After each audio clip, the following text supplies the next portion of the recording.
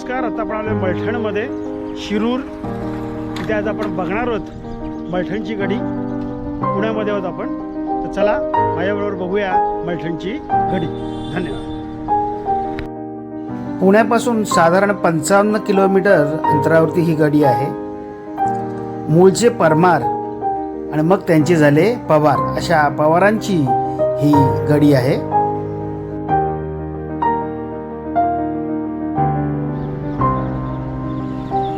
मित्रांनो, हे अवशेष दाखवण्यापागे माझे तुम्हाला एकच म्हणजे एक कळकळीची विनंती आहे की भारताकडे, संपूर्ण भारतात, त्यात आता आपण महाराष्ट्रात किती ऐश्वर्य होतं.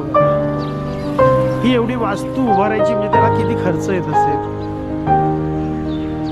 पण ती एवढ्या वास्तू आपल्याकडे होतात. म्हणजे त्याच्या बाहेरच एक विहीर आहे, ती बघतोय आपण. त्याला काढण्यासाठी पाणी सुद्धा आहे. आता हे आत्ताने लावलेलं आहे. त्याच्या बाजूला जे आहे ते मात्र जुनं आहे. अशी ही गडी आहे. आपल्याकडे किती ऐश्वर्य होतं, आज लयास गेले, आपल्यामुळेच गेलेलं आहे. आपण त्याला महत्त्व दिलं नाही, आपण त्याला जपलं नाही. विविध कारणे आहेत. मी असं म्हणत नाही कोणी मुद्दामून. शेवटी माणसाला पोट सर्वात महत्त्वाचं आहे. पोट याचं भरलेलं असतं तर काही बोलू शकतो. आज माझं पोट भरले म्हणून मी बोलू शकतो, असंही होऊ शकतं. पण अशा वास्तू आपण जपायला पाहिजेत असं मला खूप वाटतं. आपण बाहेरूनच शूटिंग करतो याचं कारण एक आहे की आतमध्ये परवानगी नाही आहे, तिथे लोक राहत आहेत. आणि तो कुत्रा पण घुमतोय जोरजोरात. तुम्ही येऊ नका. तर आपण बाहेरूनच ही गडी बघतोय. गडीच्या आजूबाजूला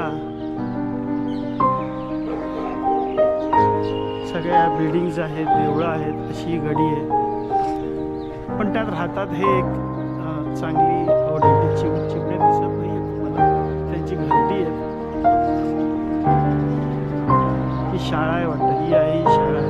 आणि त्याला चिकटूनच ही गडी आहे.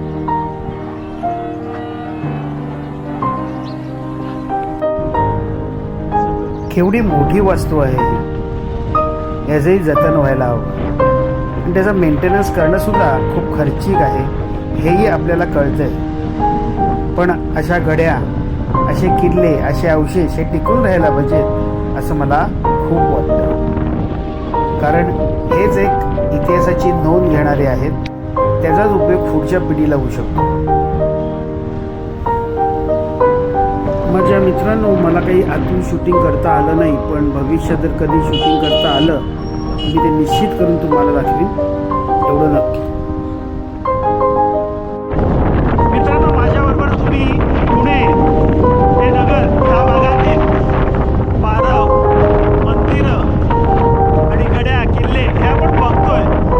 जे माझ्या रस्त्यात येते ते मी तुम्हाला दाखवण्याचा प्रयत्न करतोय. माझ्याकडनं काही राहू सुद्धा शकतं आणि राहिलेलं सुद्धा आहे. जे काही राहिलेलं असेल ते मला जरूर कळवा. उद्देश एकच आहे की मला ते परत करायचे आहेत. तर आता आपण चाललो आहे पाबळला. तुम्हाला माहिती आहे पाबळ हे कशासाठी प्रसिद्ध आहे? प्रसिद्ध म्हणता येणार नाही, ते कोणाचं इथे काय आहे.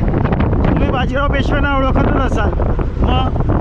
मग तुम्ही ज्या मस्तानी आहेत त्यांनासुद्धा ओळखत असाल. त्या ठिकाणी त्यांची समाधी आपण बघायला जाणार आहोत. आणि मला अजूनही तुम्हाला सांगायचं वाटतं, सगळेजण मस्तानी करतात. नम्र विनंती आहे, तुम्ही असं बोलू नका. आज आपणच असं बोललो तर उद्या लोकंसुद्धा तेच बोलतील. तर अशा ज्या लोक आहेत आपली, त्यांना नेहमी तुम्ही मान द्या. आपण मान दिला तरच बाकीची लोक